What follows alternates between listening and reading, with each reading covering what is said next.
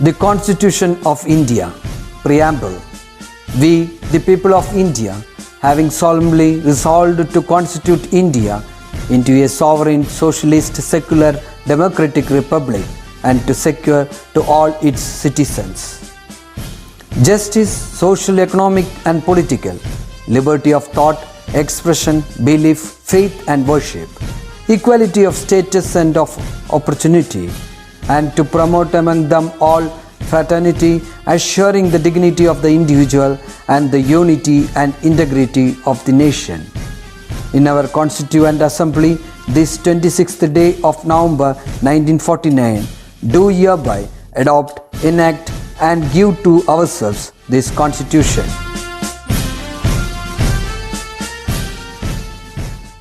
സുഗതകുമാരി സ്വാതന്ത്ര്യസമര സേനാനിയും കവിയുമായിരുന്ന ബോധേശ്വരൻ്റെയും സംസ്കൃതം പ്രൊഫസറായിരുന്ന കാർത്യായനി അമ്മയുടെയും മകളായി 1934 ജനുവരി 22 ആറന്മുളയിൽ ജനിച്ചു. കാവ്യകൈരളിയുടെ മുറ്റത്ത് കത്തിനിന്ന നിറദീപം, മലയാളത്തിൻ്റെ ഹരിതഹൃദയത്തിൻ്റെ മിടുപ്പ്, മലയാണ്മയുടെ മഹാസുഹൃതമായ കവി, അമ്മ എന്നിങ്ങനെയെല്ലാം സുഗതകുമാരി അറിയപ്പെടുന്നു. പരിസ്ഥിതിയെപ്പറ്റി ഇത്രയും ആകുലപ്പെട്ട മറ്റൊരു ജീവിതം കാണാൻ പ്രയാസമായിരിക്കും. സഹ്യനേൽക്കുന്ന ഓരോ മുറിവും അവരെ വേദനിപ്പിച്ചു. അതിനായി ഐതിഹാസികമായ സമരങ്ങൾ നടത്തി, പരിഹാസശരമേറ്റു മുറിയാതെ കവിതകൾ എഴുതി, സൈരന്ധ്രീവനത്തെ കാത്തുസൂക്ഷിച്ചു, കൃഷ്ണവനത്തെ പരിപോഷിപ്പിച്ചു, പള്ളിയോടങ്ങൾ ചാഞ്ചാടുന്ന പമ്പാതീരഭൂമിയെ കവരുന്നതിനെ എതിർത്തു. പ്രകൃതിക്കായി അവർ അധികാരികളുമായി നിരന്തരം കലഹിച്ചു. അത് പക്ഷേ നമ്മുടെ ഭാവിക്കു വേണ്ടിയായിരുന്നു, നിലനിൽപ്പിനു വേണ്ടിയായിരുന്നു എന്നത് നമ്മൾ സൗകര്യപൂർവ്വം മറന്നു. മരക്കവി എന്ന പരിഹാസം അമരകവിയെ തളർത്തിയില്ല. ആശയറ്റ സ്ത്രീജന്മങ്ങൾക്കും മനസ്സറ്റുപോയ ജീവിതങ്ങൾക്കും പാവം മാനവഹൃദയങ്ങൾക്കും അവർ അഭയമുദ്രയണിഞ്ഞ ദേവിയായിരുന്നു. തൻ്റെ അവസാന അഭിലാഷങ്ങൾ മാതൃഭൂമിയോട് അവർ പങ്കുവച്ചിട്ടുണ്ട്. തൻ്റെ ഓർമ്മയ്ക്ക് ഒരു ആൽമരമുണ്ടാവണം എന്നു മാത്രമായിരുന്നു ആ ആഗ്രഹം. ചുവന്ന പഴങ്ങളുണ്ടാകുന്ന ആൽമരം. ഒരുപാട് പക്ഷികൾ അതിൽ വരും. തത്തകളൊക്കെ വന്ന് പഴങ്ങൾ തിന്നുന്ന അഭയവൃക്ഷം. അതിൻ്റെ പുറത്ത് ഒന്നും എഴുതി വയ്ക്കരുത്, അവിടെ ചിതാഭസ്മവും കൊണ്ടുവയ്ക്കരുത്. ആ ആൽമരം എവിടെ നടണമെന്നും എഴുതി വച്ചിട്ടുണ്ട്. തിരുവനന്തപുരത്തെ പേയാട്. മനസ്സിൻ്റെ താളം തെറ്റിയ നിരാലംബർക്കായി അവർ പടുത്തുയർത്തിയ അഭയയുടെ പിറകുവശത്തെ പാറക്കൂട്ടത്തിനടുത്ത്. താപത്തെ തടയുന്ന, വേരറ്റു വീഴാത്ത മഹാവൃക്ഷമായി അത് വളർന്നു പടർന്ന് തണൽ തരട്ടെ. ഇതായിരുന്നു അവരുടെ അവസാനത്തെ അഭിലാഷം. മാതൃഭൂമി ന്യൂസ് എഡിറ്റർ മലയൻകീഴ് ഗോപാലകൃഷ്ണൻ അവസാനമായി സുഗതകുമാരിയെ കണ്ടപ്പോൾ അവർ പറഞ്ഞതിങ്ങനെ: ചേച്ചിയും സുജാതയും പോയി, ഇനി ഞാൻ മാത്രം എന്തിനു കിടക്കണം? ജീവിതത്തിൽ ഞാൻ എന്തിനു വേണ്ടി പോരാടിയോ ആ അധർമ്മശക്തികളെല്ലാം വീണ്ടും പുനർജീവിക്കുന്നു. മലകളും പുഴകളും നശിക്കുന്നു. സഹ്യാദ്രിയിൽ പോലും പാറകൾ പൊട്ടിക്കലും മരം മുറിക്കലും തകൃതിയായി നടക്കുന്നു. മദ്യവും മയക്കുമരുന്നും നാടിനെ മുടിക്കുന്നു. സ്ത്രീകൾക്കും കുട്ടികൾക്കും നേരെയുള്ള അക്രമങ്ങളും കൊലപാതകങ്ങളും കൂടിക്കൊണ്ടിരിക്കുന്നു. ഇനി ഇതിനെതിരെ പോരാടുവാൻ എനിക്ക് ശക്തിയില്ല. എത്രയും വേഗം ലോകത്തു നിന്നും പോകണം. എനിക്കിനി അധിക കാലമില്ല. എൻ്റെ മരണം അടുത്തിരിക്കുന്നു. എൻ്റെ ശവശരീരത്തിൽ ഒരു പൂവും ഇടാൻ പാടില്ല. സർക്കാരിൻ്റെ ഔദ്യോഗിക ബഹുമതികളൊന്നും എനിക്ക് വേണ്ട. ശരീരം തന്നെ മെഡിക്കൽ കോളേജിന് കൊടുക്കണമെന്നായിരുന്നു ആഗ്രഹം. പക്ഷേ ബന്ധുക്കൾ അതിനെതിരാണ്. അതിനാൽ ഇത്രയും വേഗം ശരീരം ശാന്തി കവാടത്തിൽ ദഹിപ്പിക്കണം.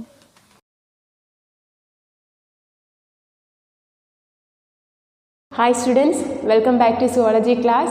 Hope all are fine and safe at home. In the last class, we have studied the basic composition of DNA and the various experiments that lead to the discovery of DNA, isn't it? And today we are going to study about RNA. RNA കുറിച്ചാണ് നമ്മൾ പഠിക്കാൻ പോകുന്നത്. As you know, RNA is a genetic material. RNA can be considered as the first genetic material. That means the other genetic material is derived from RNA. അതായത് here DNA is derived from RNA എന്നാണ് കരുതപ്പെടുന്നത്. When we compare RNA and DNA, we can see a lot of difference between these two genetic material. RNA is a single-stranded genetic material. That means it consists of a single polynucleotide chain.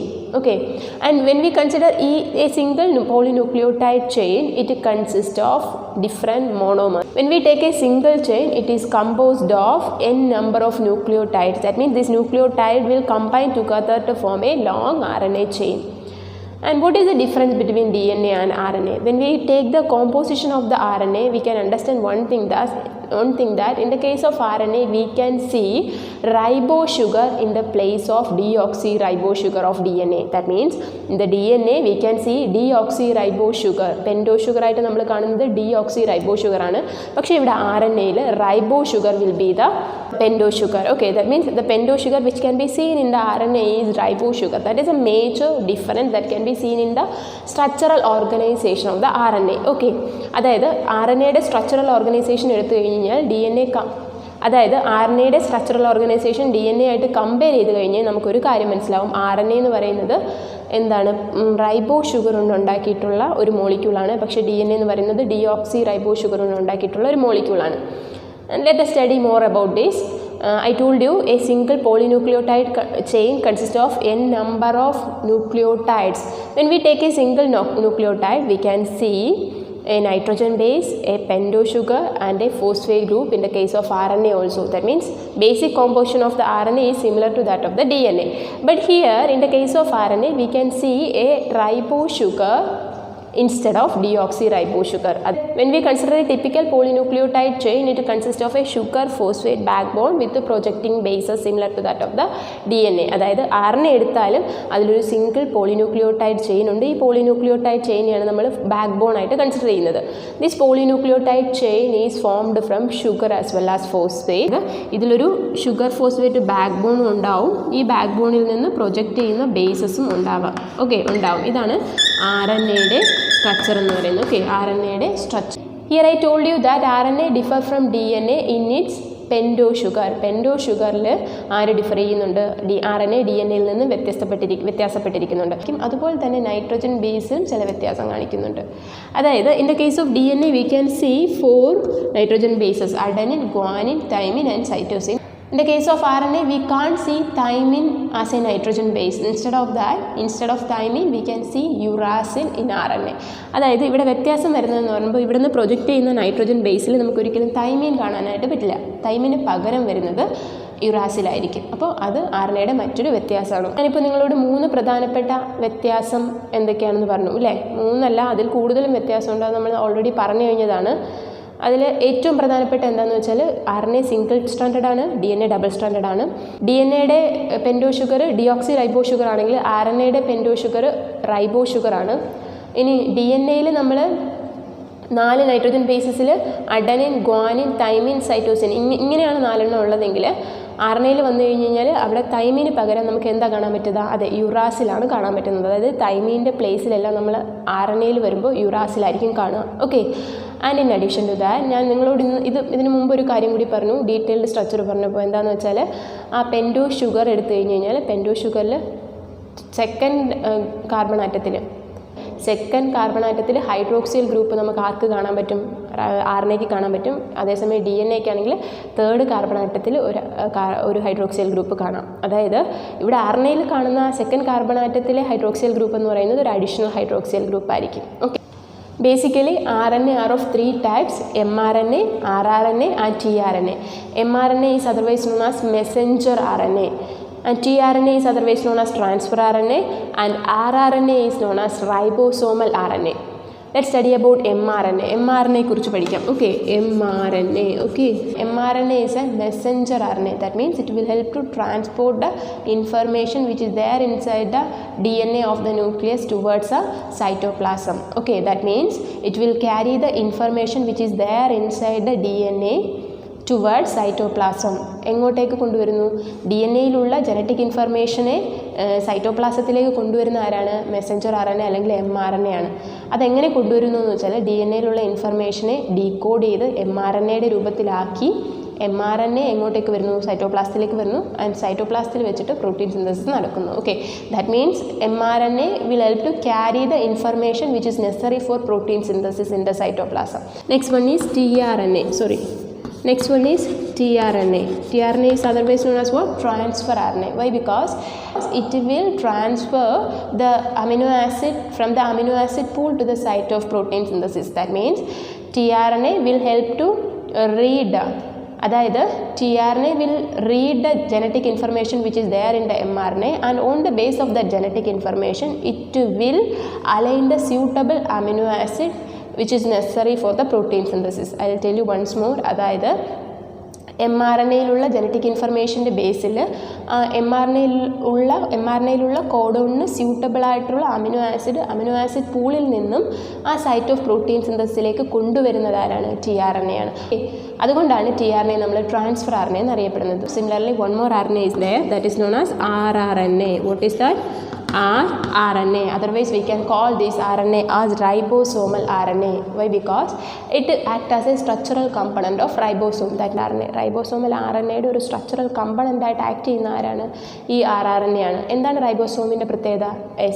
It is the site of protein synthesis. അതാണ് protein സിന്തസിസിൻ്റെ site. അപ്പോൾ protein produce ചെയ്യുന്നതിൽ rRNAയ്ക്ക് ഒരു വലിയ റോളുണ്ടല്ലേ, ഒരു structural component ആയിട്ട് act ചെയ്യുന്നത് ആരാണ്? rRNA ആണ്. അതായത് റൈബോസോമിൻ്റെ ഒരു സ്ട്രക്ചറൽ കമ്പണൻ്റ് ആയിട്ട് ആക്ട് ചെയ്യുന്നത് rRNA ആണ്.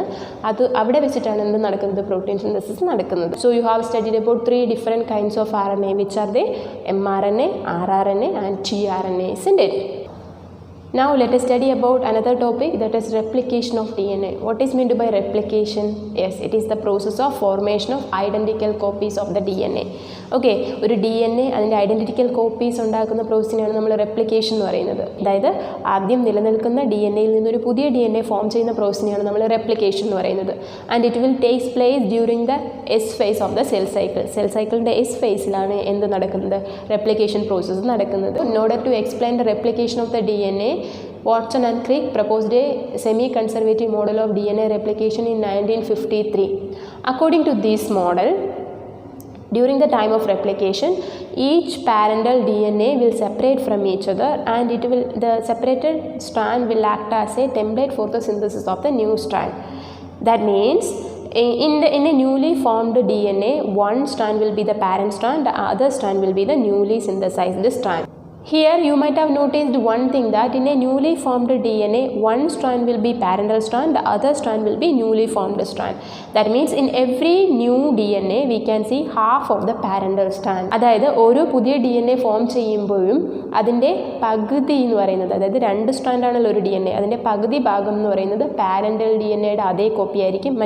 മറ്റൊരു പകുതി എന്ന് പറയുമ്പോൾ ഒരു പുതിയ സ്ട്രാൻഡ് ആയിരിക്കും. ഓക്കെ, അതുകൊണ്ടാണ് നമ്മളിതിന് എന്ത് പറയുന്നത്? സെമി കൺസർവേറ്റീവ് മോഡൽ എന്ന് പറയുന്നത്, അല്ലെങ്കിൽ semi conservative type of DNA replication എന്ന് പറയുന്നത്. എപ്പോഴും DNA റെപ്ലിക്കേറ്റ് ചെയ്യുന്നത് ഈ ഒരു രീതി അനുസരിച്ചിട്ടായിരിക്കും. Okay, in 1958, Matthew Michelson and Franklin Stahl conducted an experiment to prove the semi-conservative model of DNA replication. As the part of their experiment, they grow E. coli in a culture medium containing N15 isotope. What will happen? Yes, this N50 isotope will incorporate into the DNA of the E. coli. So as a result of the incorporation of the N15 isotope into the genetic material of the E. coli bacteria, the DNA strands of the E. coli bacteria will become more heavier. Actually here they grow E. coli in a medium containing N15 isotope to label the DNA with the N15 isotope. ഇവിടെ N15 isotope ഉള്ള മീഡിയത്തിൽ അതിനെ വളർത്തിയെടുക്കാനുള്ള കാരണം എന്ന് പറഞ്ഞു കഴിഞ്ഞാൽ DNA N15 കൊണ്ട് label ചെയ്യാൻ വേണ്ടിയിട്ടാണ്. Again they allow the E. coli to grow in a medium containing N14 isotope. So what will happen? Normally the N14 will incorporate into the DNA of that E. coli. N14 incorporated DNA will become more lighter when compared to the DNA which is grown in the N15 medium. Okay, the DNA labeled with the N14 isotope is lighter DNA, and the DNA which is labeled with the N15 isotope is heavier DNA. Okay, and they isolated both the DNAs from that culture. In the next step, they have introduced the E. coli with the N15 isotope into a culture medium containing N14 isotope. After one generation, that means when one E. coli divided into 2, at that time they isolated the E. coli and extracted the DNA. At that time they could find that the DNA had one lighter strand and one heavier strand in it. Okay, that means the newly formed DNA had one lighter strand as well as one heavier strand. ഇവിടെ എന്ന് പറയുമ്പോൾ N15 N40 വളർത്തിയെടുത്തപ്പോൾ പുതുതായിട്ട് form ചെയ്ത DNA സ്ട്രാൻഡിൽ പകുതി N15 ആയിരുന്നു, പകുതി N14 isotope വെച്ച് label ചെയ്തിട്ടുണ്ടായിരുന്നു. ഓക്കെ, അതായത് ഞാൻ പറഞ്ഞത് നിങ്ങൾക്ക് മനസ്സിലായിട്ടുണ്ടാവുമെന്ന് കരുതുന്നു. ലാസ്റ്റ് സ്റ്റെപ്പ് ഒന്നുകൂടി പറയാം. ലാസ്റ്റ് സ്റ്റെപ്പിൽ അവരെന്താ ചെയ്തത്? N15 ലേബൽ ചെയ്തിട്ടുള്ള DNA ഉള്ള ഈക്കോളയെ N14 മീഡിയത്തിൽ വളരാൻ അനുവദിച്ചു. സ്വാഭാവികമായിട്ടും അങ്ങനെ വളരുമ്പോൾ എന്ത് പറ്റും? അത് മൾട്ടിപ്ലൈ ചെയ്യും. മൾട്ടിപ്ലൈ ചെയ്യുന്നതിനോടൊപ്പം DNA ജനറ്റിക് മെറ്റീരിയൽ മൾട്ടിപ്ലൈ ചെയ്യും. ജനറ്റിക് മെറ്റീരിയൽ മൾട്ടിപ്ലൈ ചെയ്യുമ്പോൾ N14 മീഡിയത്തിലായതുകൊണ്ട് ആ N14 ജനറ്റിക് മെറ്റീരിയലിൽ ഇൻകോർപ്പറേറ്റ് ആവും. അതിൻ്റെ ഫലമായിട്ട് ന്യൂലി ഫോംഡ് DNA-യിൽ 2 സ്ട്രാൻഡ്സ് ഉണ്ടാവും. ഏതൊക്കെ സ്ട്രാൻഡ്? ഒരു പാരൻ്റൽ സ്ട്രാൻഡും ഒരു ന്യൂലി ഫോംഡ് സ്ട്രാൻഡും. പാരൻ്റൽ സ്ട്രാൻഡ് ഏതായിരുന്നു അവിടെ? യെസ്, N15 ലേബൽ ചെയ്ത സ്ട്രാൻഡായിരുന്നു. പക്ഷേ പുതുതായിട്ട് ഫോം ചെയ്തത് ഏത് മീഡിയത്തിൽ വെച്ചിട്ടാണ് പുതുതായിട്ട് ഫോം ചെയ്തത്? N14 മീഡിയത്തിൽ. അതുകൊണ്ട് തന്നെ പുതുതായിട്ടുള്ള സ്ട്രാൻഡിൽ ഏതായിരിക്കും വരിക? N14. അതിനർത്ഥം എന്താ? Half of the parental DNA conserved ആണെന്നാണ്. അതായത് ഹാഫ് ഓഫ് ദ DNA എന്ന് പറയുന്നത് പാരൻ്റൽ DNA, മറ്റൊരു ഹാഫ് എന്ന് പറയുന്നത് പുതുതായിട്ട് ഫോം ചെയ്ത DNA ആണെന്നാണ്. ഇവിടെ നമുക്ക് സെമി കൺസർവേറ്റീവ് മോഡൽ പ്രൂവ് ചെയ്യാനായിട്ട് പറ്റും അല്ലേ? ഇതിൽ നിന്ന് നമുക്കൊരു കാര്യം മനസ്സിലായിട്ടുണ്ടാവും, DNA റെപ്ലിക്കേഷൻ എന്താണ്? സെമി കൺസർവേറ്റീവ് ആണ്. Okay, now let us study about the mechanism of DNA replication. Before going into the mechanism of DNA replication, ഏതൊക്കെയാണ് അതിന് വേണ്ട മെഷീനറീസ് നമ്മൾ ആദ്യം മനസ്സിലാക്കണം. അതായത് DNA റെപ്ലിക്കേഷന് സഹായിക്കുന്ന കമ്പണൻസ് ഏതൊക്കെയാണെന്ന് ആദ്യം മനസ്സിലാക്കണം. DNA റെപ്ലിക്കേഷൻ നടക്കണമെങ്കിൽ 3 പ്രധാനപ്പെട്ട മെഷീനറീസ് ആവശ്യമാണ്, അല്ലെങ്കിൽ 3 പ്രധാനപ്പെട്ട കമ്പണൻസ് ആവശ്യമാണ്. അതെന്തൊക്കെയാണെന്ന് വെച്ചാൽ, ആദ്യത്തെ ഒരു സബ്സ്ട്രേറ്റ് മോളിക്യൂൾ ആവശ്യമാണ്, അതുപോലെ തന്നെ എൻസൈംസ് ആവശ്യമാണ്, പിന്നെ ഒരു ചെറിയ RNA സ്ട്രെച്ച് പ്രൈമർ ആവശ്യമാണ്. Okay, so which are the essential components that are required for DNA synthesis? Yes, enzymes as well as substrate and then a RNA primer. Here the substrate which is used for the DNA replication is the already existing DNA molecule itself, or we can say that the substrate of DNA replication is the already existing DNA or parental DNA. This parental DNA acts as a template for the synthesis of the new strand, or the parental DNA will act as a substrate for the synthesis of the new strand. In addition to this, the parental DNA has one more important role also, that is it provide necessary energy for the polymerization reaction. Polymerization reaction ആവശ്യമായിട്ടുള്ള energy കൊടുക്കുന്നത് ആരാണ്? ഈ DNA മോളിക്യൂളാണ്, already existing parental DNA മോളിക്യൂളാണ്. Okay, and in addition to that some enzymes are also necessary for the DNA replication process. Primase, DNA dependent DNA polymerase, helicase, ligase, etc. Okay, so which are the enzymes that are required for the process of replication? Yes, first one is primase enzyme, and second one is helicase enzyme, third one is DNA dependent DNA polymerase, and fourth one is ligase enzyme. Let us study the role of each enzyme. First one is primase. Primase is an enzyme which is required for the formation of a small stretch of RNA that is known as primer. Okay, primer RNA. So ഇവിടെ primase എന്തിനാ സഹായിക്കുന്നത്? Primer RNA polymerise ചെയ്യാൻ വേണ്ടി, അല്ലെങ്കിൽ primer RNA form ചെയ്യാൻ സഹായിക്കുന്നത് primase എൻസൈമാണ്. And similarly, we can see a helicase enzyme in the process of replication that will help in the unbinding of the DNA molecule. That means DNA form ചെയ്യുന്നതിന് ആദ്യമായിട്ട് നടക്കുന്ന step എന്ന് പറയുന്നത് അൺബൈൻഡിങ് of the DNA molecule ആണ്. Parental DNA unbind ചെയ്യുന്ന പ്രോസസ്സാണ്. And this parental DNA unbind ചെയ്യുന്നത് ഏത് എൻസൈമിൻ്റെ സഹായത്തോടു കൂടിയാണ്? ഹെലിക്കേസ് എൻസൈമിൻ്റെ സഹായത്തോടു കൂടിയാണ്. Okay, and another important molecule is the DNA dependent DNA polymerase. DNA polymerase will catalyze the addition of new nucleotide into the growing polynucleotide chain. Okay, and last enzyme which is essential for the DNA formation is ligase enzyme. In the case of this ligase enzyme will act as a molecular glue. Why? Because in one of the strand of the DNA, the DNA replication will take place in a discontinuous manner. That means in one of the parental strand, the DNA is synthesized in a discontinuous manner. And that means it is synthesized in the form of fragments. These fragments are joined with the help of the enzyme known as what? Ligase. Okay, അതായത് one of the parental സ്റ്റാൻഡിൽ DNA form ചെയ്യുന്നത് broken pieces ആയിട്ടായിരിക്കും. അപ്പോൾ ഈ broken പീസസിനെ join ചെയ്യാൻ ഉപയോഗിക്കുന്ന എൻസൈമാണ് ഏത്? DNA ligase എന്ന് പറയുന്നത്. Okay, so these are the major enzymes that can be these are the major enzymes that is required for the formation of a new DNA molecule. Okay, in addition to that, I told you we need a small stretch of RNA also for the polymerization process. In addition to that, I told you a small stretch of RNA is also required for the process of replication, that is known as RNA primer. Okay, this RNA primer have a major role in the process of formation of a new DNA. That means it acts as a initiator for the synthesis of the DNA. DNA synthesize ചെയ്യാൻ വേണ്ടിയിട്ട് ഒരു initiator ആയിട്ട് act ചെയ്യുന്നതാണ് RNA primer ആണ്. Okay, hope you have understood. Shall we study more about this DNA replication process? Okay. Now let us study more about the process of DNA replication. Actually, the DNA replication will start at specific points of DNA. We can call these specific points as origin of replication.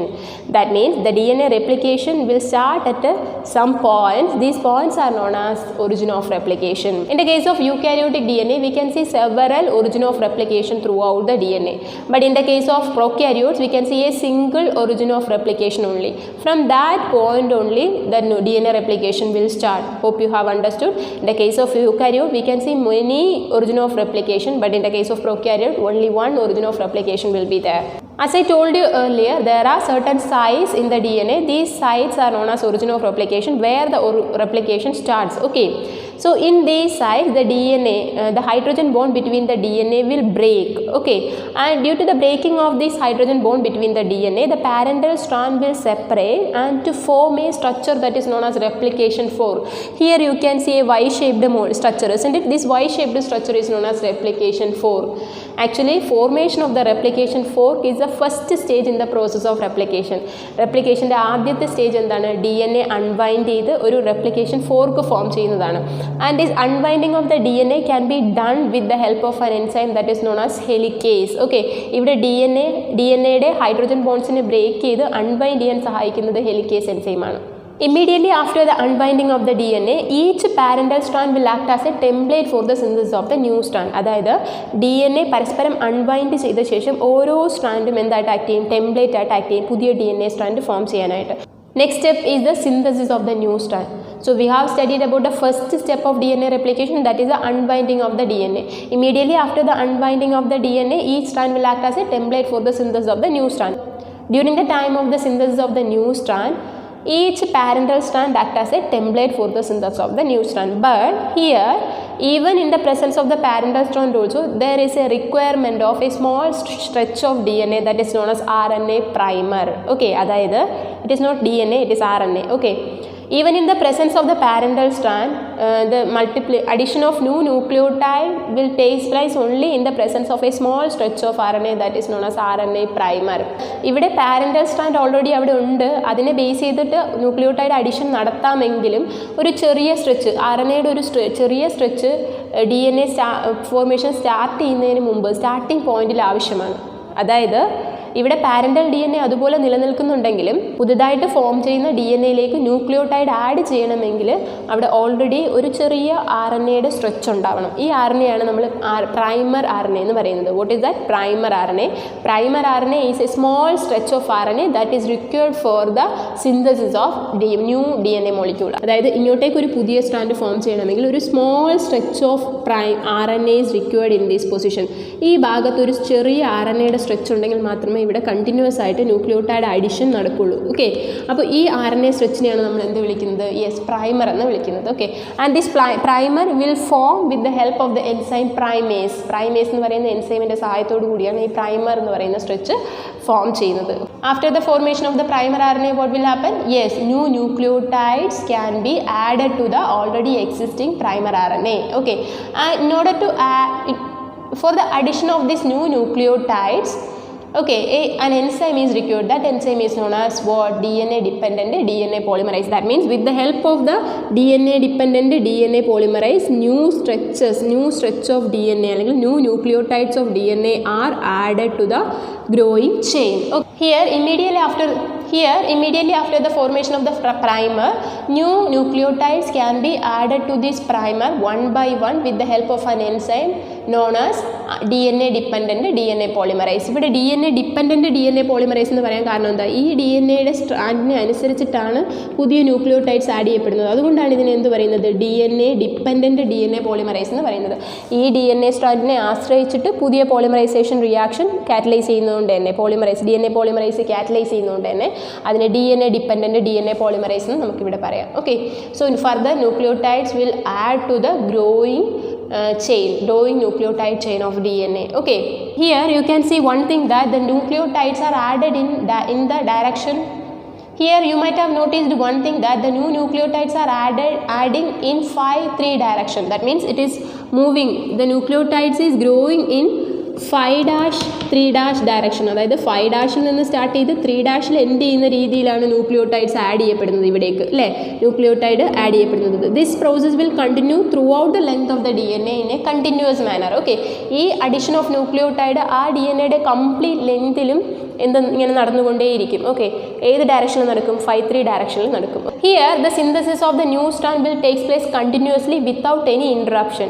So we can call the strand which is formed in this area as leading strand. This strand is known as leading strand. Why? Because here the synthesis of the new DNA molecule will takes place continuously without any interference. Okay, ഒരു തടസ്സവും കൂടാതെ continuous ആയിട്ട് ഈ 5'3" ഡയറക്ഷനിൽ strand synthesise ചെയ്യപ്പെടുന്നത് കൊണ്ട് തന്നെ നമ്മൾ ഈ പുതുതായിട്ട് സിന്തസൈസ് ചെയ്യുന്ന സ്ട്രാൻഡിനെ വിളിക്കുന്ന പേരാണ് leading strand. What is that? Leading strand.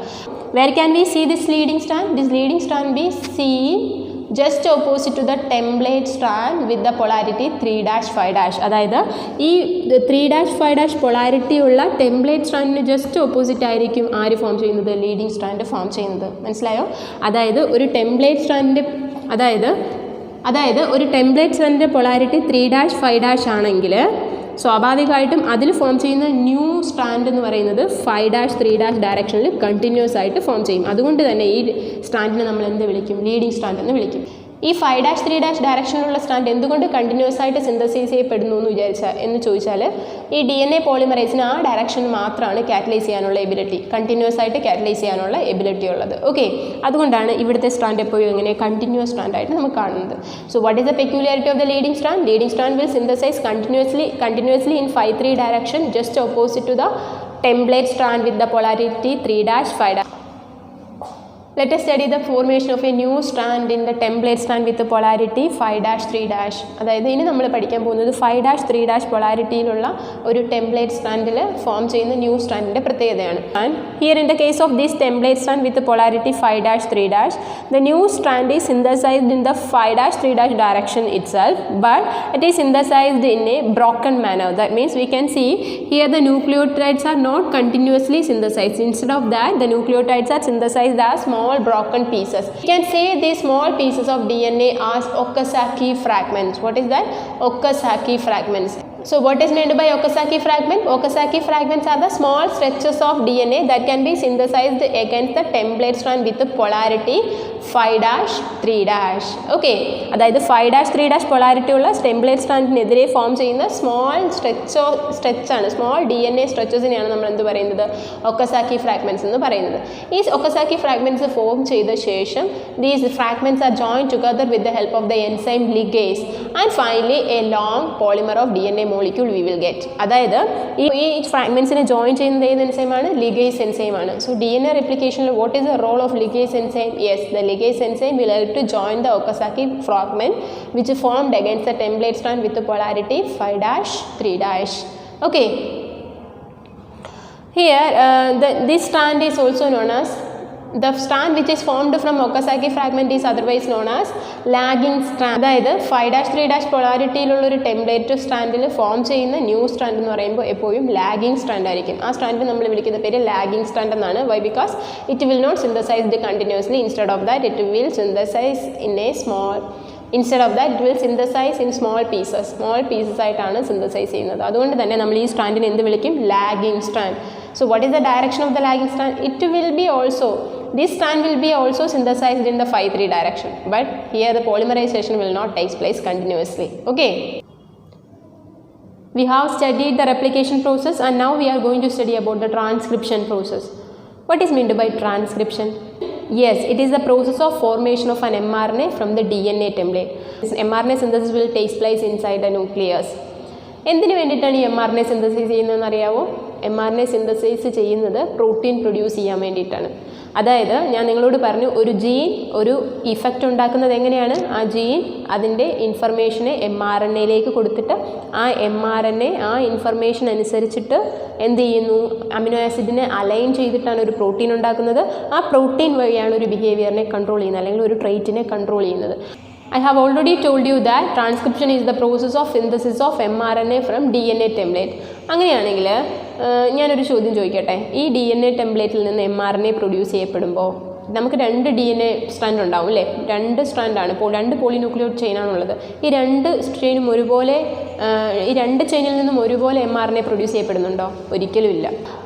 ഒരു DNAയിൽ നിന്ന് ഒരു പെയർ DNA എടുത്തു കഴിഞ്ഞാൽ അതിൽ ഒരു സ്ട്രാൻഡാണ് എന്ത് ഉണ്ടാക്കുന്നത്? കോംപ്ലിമെൻ്ററി mRNA ഉണ്ടാക്കുന്നത്. ഓക്കെ, ഒരേ ഒരു സ്ട്രാൻഡ് മാത്രമാണ് ട്രാൻസ്ക്രിപ്ഷനിൽ ഇൻവോൾവ് ആവുന്നത്. എന്തുകൊണ്ട് ഈ ഒരു സ്ട്രാൻഡ് മാത്രം mRNA പ്രൊഡ്യൂസ് ചെയ്യുന്നു?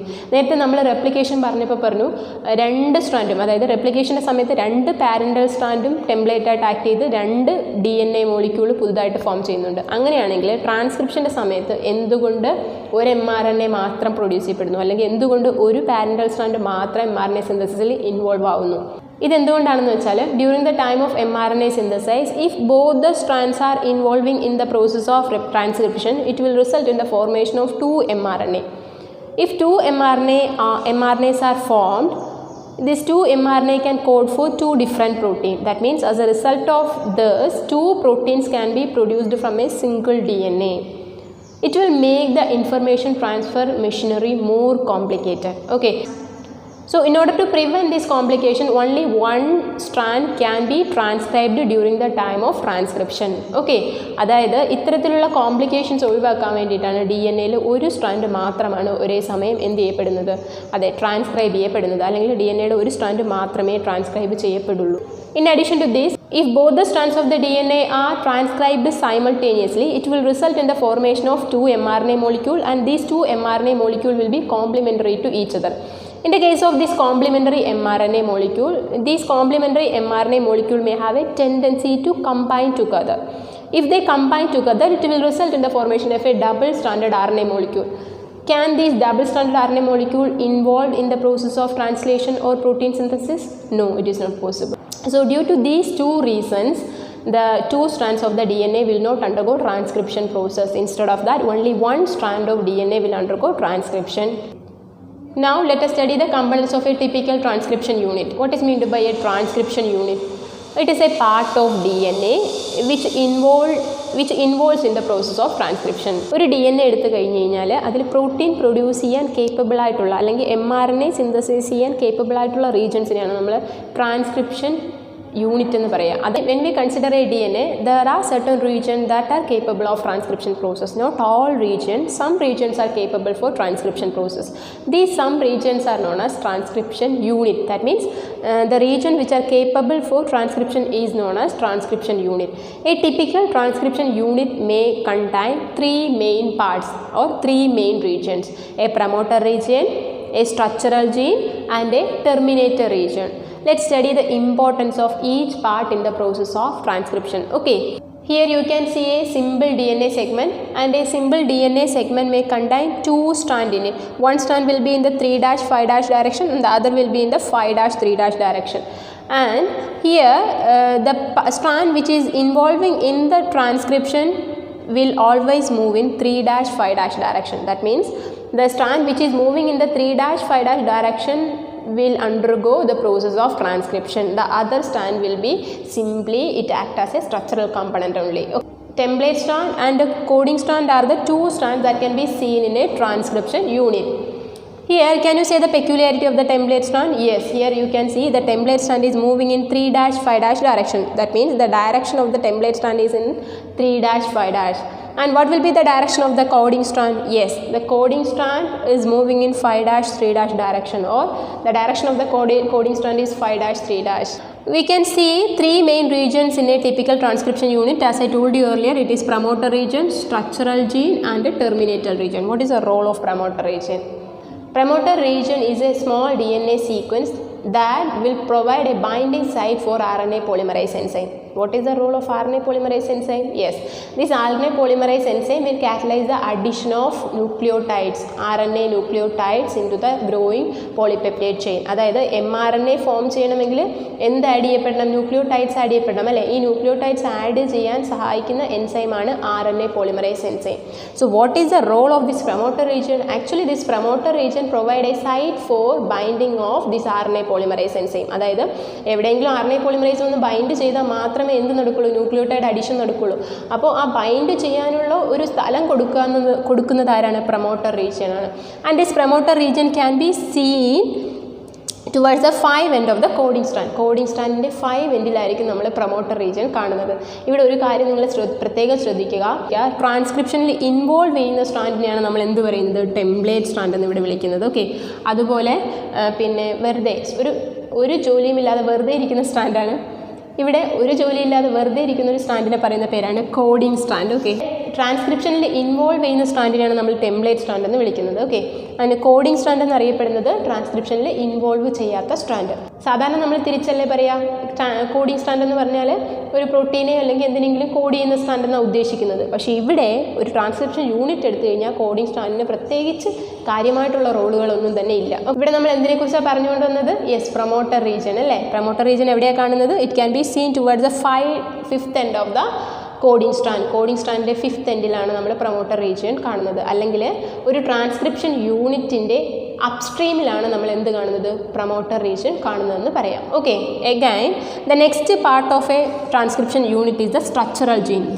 This region can be considered as a structural gene. This is the structural gene and this gene involved in the process of transcription.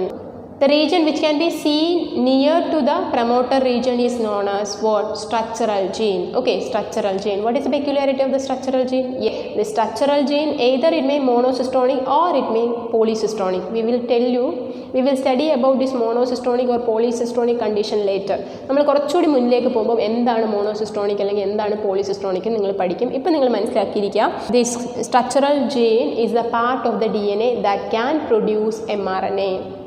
Okay, structural gene എന്ന് പറയുന്നത് DNA-യുടെ ഒരു ഭാഗമാണ്. അവിടെ നമുക്ക് എന്ത് പ്രൊഡ്യൂസ് ചെയ്യാൻ പറ്റും? mRNA പ്രൊഡ്യൂസ് ചെയ്യാനായിട്ട് പറ്റും. അതായത് mRNA കോഡ് ചെയ്യുന്ന റീജിയൻ ആണ് എന്ന് പറയുന്നത് സ്ട്രക്ചറൽ ജീൻ വരുന്ന region. Okay, next part is terminator region. This terminator region can be seen towards the 3rd end of the coding strand.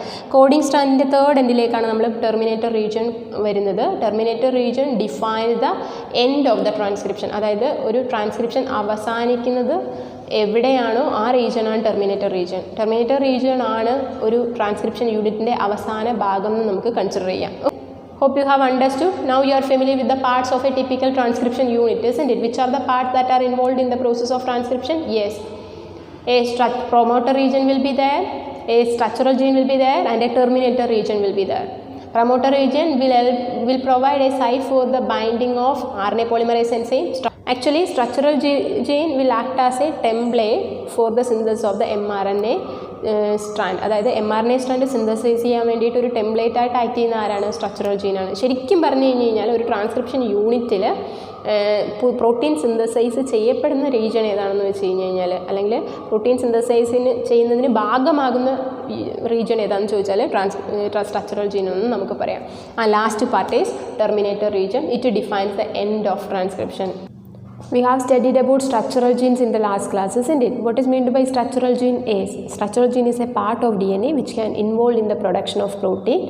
In some organisms, the structural gene will be monocystonic, and in some other organisms, structural gene will be polycystonic. What is meant by cystron? Cystron is a part of DNA, or it is a segment of DNA which is capable of producing a mRNA, and thereby it is capable of producing a protein. Okay, so such kind of structural unit of a structural gene is known as cystron. അതായത് ഒരു structural ജീനിൻ്റെ ഓരോ minute functional യൂണിറ്റിനെയും നമ്മൾ വിളിക്കുന്ന പേരാണ് എന്ത്?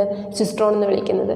അപ്പോൾ ഒരു ഓർഗാനിസത്തിന് മോണോസിസ്ട്രോണിക് condition കാണാം, അല്ലെങ്കിൽ പോളിസിസ്ട്രോണിക് കണ്ടീഷൻ കാണാം. അതായത് ഒരു ഓർഗാനിസത്തിൻ്റെ സ്ട്രക്ചറൽ ജീനിൽ ഒരു സിസ്ട്രോൺ മാത്രം വരുന്ന കണ്ടീഷൻ വരാം, അതല്ലെങ്കിൽ ഒരു ഓർഗാനിസത്തിൻ്റെ സ്ട്രക്ചറൽ ജീനിൽ ഒന്നിലധികം സിസ്ട്രോൺ വരുന്ന കണ്ടീഷനും വരാം.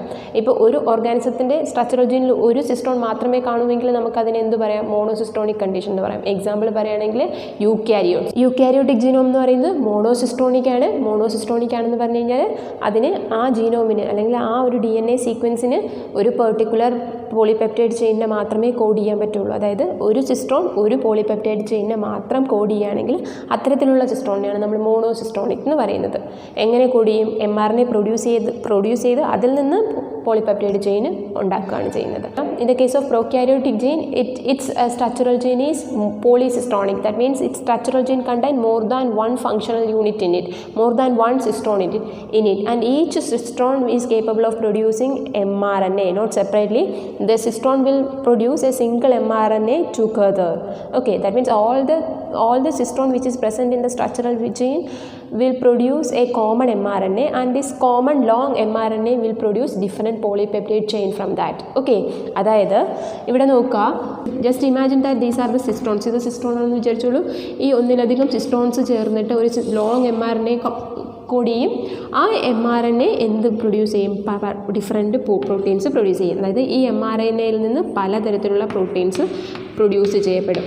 അപ്പോൾ ഈ കണ്ടീഷനിലാണ് നമ്മൾ സ്ട്രക്ചറൽ ജീൻ കാണുന്നതെങ്കിൽ അത്തരത്തിലുള്ള കണ്ടീഷനെയാണ് നമ്മൾ എന്ത് പറയുന്നത്? യെസ്, പോളിസിസ്ട്രോണിക് കണ്ടീഷൻ എന്ന് പറയുന്നത്. Okay, I told you earlier that eukaryotic structural gene is monocistronic. That means we can see a single cistron to code a particular polypeptide chain. But here in the single cistron, we can see certain coding as well as non-coding regions. The coding regions which can be seen inside a cistron is known as exons. അതായത് ഇതൊരു single cistron ആണെങ്കിൽ, ഇതൊരു യൂക്കാരിയോട്ടിൻ്റെ single cistron ആണെങ്കിൽ ഈ സിസ്ട്രോണിൽ തന്നെ coding non coding regions alternate ചെയ്ത് കാണപ്പെടും. കോഡിംഗ് റീജിയൻസും നോൺ കോഡിംഗ് റീജിയൻസും ഉണ്ടാവും. ഏതൊക്കെയാണ്? Coding as well as non coding regions. ഈ കോഡിംഗ് റീജിയൻസിന് നമ്മൾ പറയുന്ന പേരാണ് exons. What is that? Exons. And non coding റീജിയൻസിന് നമ്മൾ പറയുന്ന പേരാണ് ഇൻട്രോൺസ്. ജസ്റ്റ് നിങ്ങൾ ഇതിനെ ഒരു യൂക്കാരിയോട്ടിക് സ്ട്രക്ചറൽ ജീനായിട്ട് ഇമാജിൻ ചെയ്യുക. അതായത് ഇതിനൊരു സിസ്ട്രോണായിട്ട് ഇമാജിൻ ചെയ്ത് കഴിഞ്ഞാൽ ഈ സിസ്ട്രോണിൽ രണ്ട് ഭാഗങ്ങൾ നമുക്ക് കാണാൻ പറ്റും, കോഡിംഗ് സീക്വൻസും നോൺ കോഡിംഗ് സീക്വൻസും. ഇതിൽ കോഡിംഗ് സീക്വൻസിനെയാണ് നമ്മൾ എക്സോൺസ് എന്ന് പറയുന്നത്, നോൺ കോഡിംഗ് സീക്വൻസിനെയാണ് ഇൻട്രോൺസ് എന്ന് പറയുന്നത്. Anyway, during the time of ട്രാൻസ്ക്രിപ്ഷൻ്റെ സമയത്ത് ഈ കോഡിങ്ങും നോൺ കോഡിംഗ് സീക്വൻസ് എന്ത് ചെയ്യപ്പെടുന്നു? mRNAയുടെ രൂപത്തിലേക്ക് ട്രാൻസ്ഫർ ചെയ്യപ്പെടുന്നു. അതായത് ഈ കോഡിംഗ് സീക്വൻസിലുള്ളതും നോൺ കോഡിംഗ് സീക്വൻസിൽ ഉള്ളതുമായിട്ടുള്ള ഇൻഫർമേഷൻസ്, ജനറ്റിക് ഇൻഫർമേഷൻസ് mRNAയുടെ രൂപത്തിലേക്ക് എന്ത് ചെയ്യപ്പെടുന്നു? ട്രാൻസ്ഫർ ചെയ്യപ്പെടുന്നു. ഈ mRNAയുടെ രൂപത്തിലേക്ക് ട്രാൻസ്ഫർ ചെയ്ത ശേഷം അത് പ്രോട്ടീനായിട്ട് മാറുകയാണ് ചെയ്യുന്നത് സാധാരണ ഒരു പ്രോട്ടീൻ സിന്തസിസിൻ്റെ സമയത്ത്. പക്ഷേ ഇവിടെ ഇത് പ്രോട്ടീൻ ആകുമ്പോൾ ഈ mRNA, അതായത് ഈ കോഡിംഗ് സീക്വൻസും നോൺ കോഡിംഗ് സീക്വൻസും ട്രാൻസ്ക്രൈബ് ചെയ്തൊരു mRNA ഉണ്ടായി. ആ mRNA പ്രോട്ടീനായിട്ട് മാറാൻ സമയത്ത് ഈ നോൺ കോഡിംഗ് സീക്വൻസിൻ്റെ ഭാഗമായിട്ട് വന്ന സീക്വൻസ്, mRNAയിൽ വന്ന സീക്വൻസ് നോൺ ഫങ്ഷണലായിരിക്കും. അതിനെ കട്ട് ചെയ്ത് റിമൂവ് ചെയ്യും. ഓക്കെ, റിമൂവ് ചെയ്തിട്ട് കോഡിംഗ് സീക്വൻസിനെ ജോയിൻ ചെയ്തിട്ടാണ് പ്രോട്ടീൻ പ്രൊഡ്യൂസ് ചെയ്യുന്നത്. ഓക്കെ, സോ അതുകൊണ്ട് തന്നെ നമ്മൾ ഈ പ്രോസസ്സിനെ വിളിക്കുന്ന പേരാണ് സ്പ്ലൈസിംഗ് എന്ന് വിളിക്കും. Splicing. Did you understand, children? I'll tell you once more. In a eukaryotic structural gene, we can see two different regions. That is, we can see coding as well as non-coding regions. Coding regions of the eukaryotic structural gene is known as exons, and non-coding regions of the eukaryotic structural gene is known as introns. Okay, during the time of transcription, both coding as well as non-coding regions can be transferred. That means, during the time of transcription, both the exons as well as introns can be transcribed to form mRNA. But immediately after the formation of this mRNA, the non-coding regions, okay, the region which represent the non-coding regions of this mRNA can be removed, and after that the coding regions can be rejoined. Okay, and this process is known as splicing. What is that? Splicing. So now let us study the process of transcription in prokaryotes. നമ്മൾ prokaryotes എടുത്തു കഴിഞ്ഞ് കഴിഞ്ഞാൽ നമുക്കൊരു കാര്യം മനസ്സിലാകും, അതിൻ്റെ nucleus അതിൻ്റെ സൈറ്റോപ്ലാസത്തിൽ നിന്ന് വേർപെട്ടല്ല കാണപ്പെടുന്നത്. അതിന് പകരം അതിലൊരു ന്യൂക്ലിയോയിഡ് ഏരിയ ആയിട്ടാണ് അതിൻ്റെ ജനറ്റിക് മെറ്റീരിയൽ കാണുന്നത്. ഓക്കെ, അതുകൊണ്ട് തന്നെ നമുക്ക് ഈ ട്രാൻസ്ക്രിപ്ഷൻ നടക്കുന്നത് എവിടെയാണെന്ന് പറയാം? സൈറ്റോപ്ലാസത്തിലാണെന്ന് കൺസിഡർ ചെയ്യാം. കാരണം എന്താണ്? അവിടെ സൈറ്റോപ്ലാസവും ന്യൂക്ലിയസും തമ്മിൽ വേർതിരിക്കാൻ വേണ്ടിയിട്ട് ഒരു സ്ട്രക്ചറായിട്ടില്ല. ന്യൂക്ലിയസ് എന്ന് പറഞ്ഞ് സ്പെസിഫിക് ആയിട്ട് പറയാൻ പറ്റില്ല. ജനറ്റിക് മെറ്റീരിയൽ ഒരു ഭാഗത്ത് കൺഫൈൻ ചെയ്തിട്ടുണ്ടെന്നേ ഉള്ളൂ. In the case of prokaryotes, all the three different kinds of RNA, I told you earlier, how many kinds of RNAs are there? Yes, 3. tRNA, mRNA and rRNA. These 3 RNAs are produced with the help of an enzyme known as DNA dependent RNA polymerase. Okay, so here the transcription, the process of transcription is facilitated by an enzyme known as DNA dependent RNA polymerase. Why? Because ഇവിടെ ഈ എൻസൈമിനെ DNA dependent RNA polymerise എന്ന് പറയാനുള്ള കാരണം എന്താണെന്ന് വെച്ചാൽ DNA സ്ട്രാൻഡിനെ base ചെയ്തിട്ടാണ് ഈ RNA polymerise enzyme എന്ത് ചെയ്യുന്നത്, സ്ട്രാൻഡ് എലോങ്ങേറ്റ് ചെയ്യുന്നത്. അതുകൊണ്ടാണ് ഇതിനെ DNA ഡിപ്പെൻഡൻറ്റ് RNA പോളിമറൈസ് എന്ന് പറയുന്നത്. Okay, shall we study the mechanism of transcription? Okay, as you know, what is meant by transcription? I have already told you about transcription. What is the transcription? It is the process of synthesis of mRNA from the DNA template. DNA template il ninnu mRNA synthesize ചെയ്യുന്ന process ആണ് transcription. It involves 3 main steps. ഇതിന് 3 പ്രധാനപ്പെട്ട steps ആണുള്ളത്. ആദ്യം initiation, and second one is elongation, and third one is termination. During the time of initiation, the sigma factor of RNA polymerase will bind to the promoter region. ഞാൻ promoter region എന്താണെന്ന് നേരത്തെ പറഞ്ഞിട്ടുള്ളതാണ് അല്ലേ. ഒരു structural ജീൻ്റെ തുടക്കത്തിൽ കാണപ്പെടുന്ന transcription initiate ചെയ്യുന്ന region ആണ് promoter region.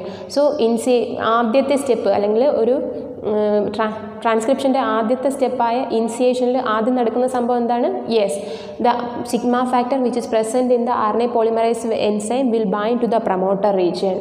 Immediately after the binding of the RNA polymerase enzyme to the promoter region, it moves through the DNA. So as this RNA polymerase enzyme moves through the DNA chain, the two strands of the DNA get separated, and one of the strand will act as a template for the synthesis of the new RNA strand. Hope you have understood what will happen during the initiation stage.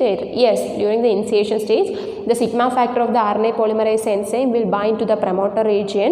Immediately after this binding, the polymerase enzyme will move through this DNA strand. As it moves through the DNA strand, the two strands of the DNA get unwind, and one of the template strand will act as a template for the synthesis of the new RNA chain, okay, or new RNA strand. Hope you have understood. This is the things which is happening in the initiation step. And during the elongation step, immediately after initiation, the sigma factor which can be found along with the RNA polymerase gets separated from that RNA polymerase enzyme, and the RNA polymerase enzyme will catalyze the addition of the further nucleotide to the growing RNA chain. So this stage is known as elongation stage. So during elongation stage, what will happen? Yes, the RNA polymerase enzyme will add new nucleotide to the growing polypeptide chain, and it will result in the formation of an elongated mRNA. Okay, when the RNA polymerase enzyme reaches the terminator region, at that time the RNA polymerase enzyme gets separated from the DNA RNA hybrid.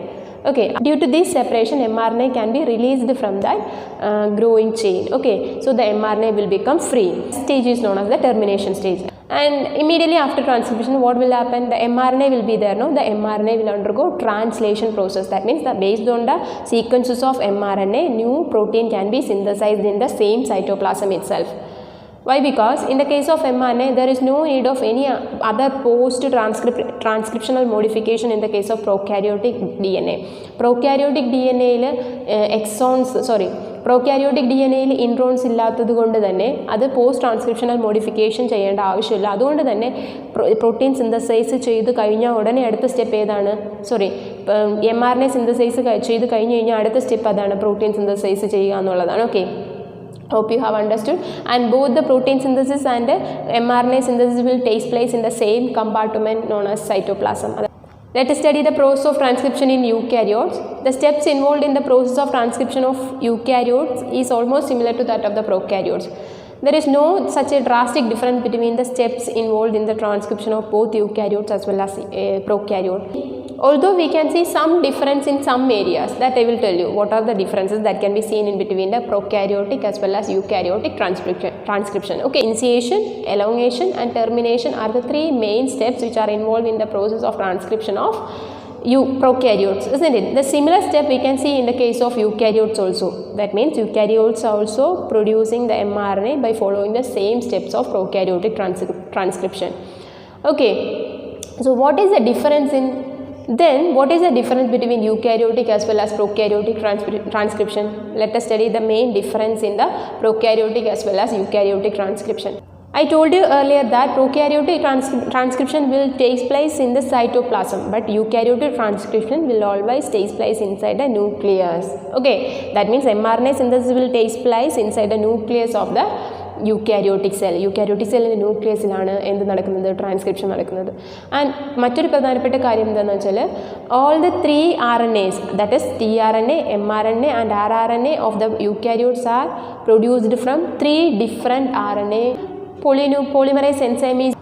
In the case of prokaryote, a single polymerase enzyme is involving in the production of 3 different kinds of RNAs. That means a single polymerase enzyme will catalyze the production of what? mRNA, tRNA as well as rRNA. But in the case of eukaryotes, we can see 3 different polymerase enzyme for producing 3 different RNAs. അതായത് ഇവിടെ നമ്മൾ eukaryotes എടുത്തു കഴിഞ്ഞ് കഴിഞ്ഞാൽ 3 polymerase enzyme, 3 different polymerase എൻസൈമാണ് 3 RNA code ചെയ്യപ്പെടും, 3 RNA code ചെയ്തിരിക്കുന്നത്. Okay, here 3 different kinds of polymerase which is involving in the production of 3 different RNAs are RNA polymerase 1, RNA polymerase 2, RNA polymerase 3. Among these, RNA polymerase 1 will catalyze the formation of rRNA or ribosomal RNA. Okay, this polymerase enzyme can be seen inside the nucleolus. Nucleolus-നുള്ളിലാണ് നമ്മൾ ഇത് കാണുന്നത്. Okay, RNA polymerase 2 which catalyze the formation of mRNA, or otherwise we can call that hnRNA. That means hnRNA is the precursor of mRNA. Here RNA polymerase 2 will catalyze the formation of hnRNA. hnRNA is the precursor of mRNA. We can call hnRNA as heterogeneous nuclear RNAs. Okay, അതായത് ഈ hnRNA യിൽ നിന്നാണ് mRNA form ചെയ്യുന്നത്. Okay, ശരിക്കും പറഞ്ഞു കഴിഞ്ഞാൽ RNA polymerase 2 enzyme which can be seen inside the nucleoplasm of a cell is responsible for the formation of the hnRNA. Okay, similarly one more polymerase enzyme can be seen in eukaryotes, that is RNA polymerase 3 which can be seen inside the nucleoplasm of the cell, and this enzyme will catalyze the formation of tRNA, otherwise we can call it as transfer RNA. In addition to the transfer RNA, this enzyme can catalyze the formation of some other snRNAs also. That means short nuclear RNAs can also be produced with the help of the RNA polymerase 3. Okay, now let's study about the post-transcriptional modification. What is meant by post-transcriptional modification? Actually, I told you as a result of the transcription process in eukaryotes, the mRNA will form. Okay, mRNA which is formed will not be functional immediately after its formation, and this non-functional mRNA have to be functional. Okay, in order to make it a functional mRNA, certain changes have to be done in that mRNA. These changes are known as post-transcriptional modification. What is that?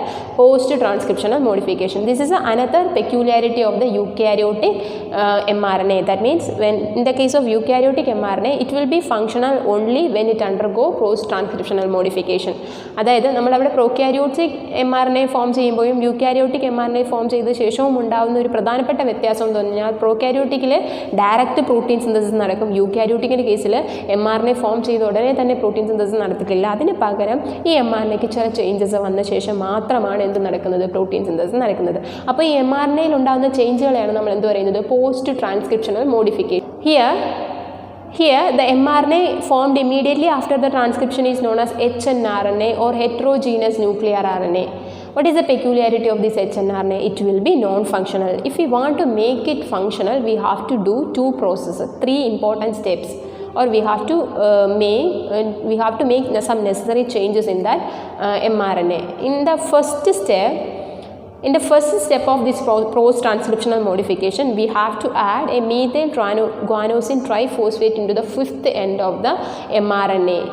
This step is known as capping of the mRNA. This step is known as capping. Okay, what is that? Capping. And നമ്മൾ വിളിക്കുന്ന പേരാണ് capping എന്ന് പറയും. നമ്മൾ cap എന്ന് പറഞ്ഞാൽ എന്താ, തൊപ്പി. അപ്പോൾ ക്യാപ്പിംഗ് എന്ന് പറയുമ്പോൾ തലയിൽ തൊപ്പി വെച്ച് കൊടുക്കുന്നത് പോലെ അല്ലേ. We can see 3 main stages in the process of post-transcriptional modification. The first stage is the capping stage, and second one is the tailing stage, and third one is the splicing stage of the mRNA. During the capping stage of mRNA, we will add a methyl guanosine triphosphate into the fifth end of the mRNA chain. mRNA chain അതായത് mRNA നമുക്ക് അവിടെ അപ്പോൾ വിളിക്കാൻ പറ്റില്ല. V can call that mRNA as HNRNA. Okay, HNRNA എന്ന് പറഞ്ഞു കഴിഞ്ഞാൽ HNRNA എന്ന് വെച്ചാൽ ട്രാൻസ്ക്രിപ്ഷൻ കഴിഞ്ഞ് റിലീസ് ചെയ്യുന്ന mRNA ആണ് നമ്മൾ HNRNA എന്ന് പറയുന്നത്. ആ റിലീസ് ചെയ്ത് കഴിഞ്ഞ ഉടനെ നമ്മൾ ഒരിക്കലും അതിന് mRNA എന്ന് പറയില്ല. അതിന് പകരം നമ്മൾ നോൺ ഫങ്ഷണൽ ആയിട്ടിരിക്കുന്ന ആ mRNA വിളിക്കുന്ന പേരാണ് HNRNA. Okay, during the second stage, which is the second stage? Yes, tailing stage. Okay, during the tailing stage, an adenylate residue can be added to the third end of the HNRNA. അതായത് HNRNAൻ്റെ third എൻഡിൽ ഒരു അഡനിലേറ്റ് residue add ചെയ്ത് കൊടുക്കുന്ന പ്രോസസ്സിനെയാണ് നമ്മൾ എന്ത് പറയുന്നത്? Tailing എന്ന് പറയുന്നത്. ഓക്കെ, അപ്പോൾ നമ്മളിവിടെ രണ്ട് പ്രോസസ്സ് ചെയ്തു. HNRNA എന്തൊക്കെ ചെയ്തു? ക്യാപ്പിംഗ് ചെയ്തു, അത് കഴിഞ്ഞിട്ട് ടെയിലിംഗ് ചെയ്തു. ക്യാപ്പിംഗ് ചെയ്തത് എങ്ങനെയാണ്? ഒരു മീഥൈൽ ഗാനോസിൻ ട്രൈഫോസ്ഫേറ്റിനെ തലയിൽ വെച്ച് കൊടുത്തു, അതായത് 5 എൻഡിൽ വെച്ച് കൊടുത്തു. അത് കഴിഞ്ഞിട്ട് പിന്നെ ടെയിലിംഗ് ചെയ്തു. വാലിൽ എന്ത് ചെയ്തു? ഒരു അഡനിലേറ്റ് റെസിഡ്യൂവിനെ ആഡ് ചെയ്ത് കൊടുക്കും. ഏതിൻ്റെ? HNRNAൻ്റെ. ഇപ്പോൾ എന്താ ഉള്ളത്? ഇപ്പോൾ തലയിലൊരു ക്യാപ്പുണ്ട്, അവിടെ ഒരു ടെയിൽ റീജിയനിൽ ഒരു അഡനിലേറ്റ് റെസിഡ്യൂ ഉണ്ടല്ലേ. ഇനി ഒരു HNRNA നമുക്ക് ആ സെൻറ്ററിലുണ്ട്. And what is the peculiarity of this HNRNA? This HNRNA contain coding as well as non coding region in it. നമ്മൾ നേരത്തെ പറഞ്ഞു സ്ട്രക്ചറൽ ജീനിൽ അവിടെ കോഡിംഗ് നോൺ കോഡിംഗ് റീജിയൻസ് കാണാൻ പറ്റും എന്ന് പറഞ്ഞു. ആ റീജിയൻസ് എല്ലാം അതുപോലെ mRNAയിലേക്ക് കോപ്പി ചെയ്യപ്പെട്ടിട്ടുണ്ട്. അപ്പോൾ കോപ്പി ചെയ്തതിൽ വേണ്ടാത്ത റീജിയൻ ഇല്ലേ, അതിനെ കളയണമല്ലോ. ആ കളയുന്ന പ്രോസസ്സിനെയാണ് നമ്മൾ സ്പ്ലൈസിങ് എന്ന് പറയുന്നത്. What is meant by splicing? Yes, it is a process of release of non-coding sequences from the HNRNA. HNRNAയിൽ നിന്ന് നോൺ കോഡിംഗ് സീക്വൻസിനെ റിലീസ് ചെയ്യുന്ന പ്രോസസ്സിനെയാണ് സ്പ്ലൈസിംഗ് എന്ന് പറയുന്നത്. റിലീസ് ചെയ്യുക മാത്രമല്ല ചെയ്യുന്നത്, after the release or after the removal of the non coding sequences from the HNRNA, the remaining portions can be rejoined with the help of some enzymes. Okay, അതായത് ഇവിടെ non coding sequence, അതായത് സ്പ്ലൈസിങ്ങിൻ്റെ സമയത്ത് non coding sequence remove ചെയ്ത ശേഷം coding സീക്വൻസിനെ എല്ലാം ചേർത്ത് വെക്കും. Okay, ഈ പ്രോസസ്സിനെയാണ് നമ്മൾ എന്ത് പറയുക? സ്പ്ലൈസിങ് എന്ന് പറയുന്നത്. Hope you have understood what is splicing, isn't it? So this is very important in the process of transcription. ട്രാൻസ്ക്രിപ്ഷനിൽ ഏറ്റവും പ്രധാനപ്പെട്ട സ്റ്റേജ് ഏതാണെന്ന് വെച്ചാൽ ഈ സ്റ്റേജ് തന്നെയാണ്. ഏതാണ്? പോസ്റ്റ് ട്രാൻസ്ക്രിപ്ഷണൽ മോഡിഫിക്കേഷൻ സ്റ്റേജ് ആണ്. ഓക്കെ, അവിടെ 3 സ്റ്റെപ്സ് നടക്കുക, അല്ലെങ്കിൽ 3 സ്റ്റേജസ് ഉണ്ട്. അത് ഏതൊക്കെയാണെന്നുള്ളത് ഞാൻ പറഞ്ഞു കഴിഞ്ഞു. ഓക്കെ, സ്പ്ലൈസിങ് എന്താണെന്ന് പ്രത്യേകം ഓർത്തു വയ്ക്കുക. വളരെ പ്രധാനപ്പെട്ട ഒരു ടോപ്പിക്കാണ് സ്പ്ലൈസിങ്. ഓക്കെ.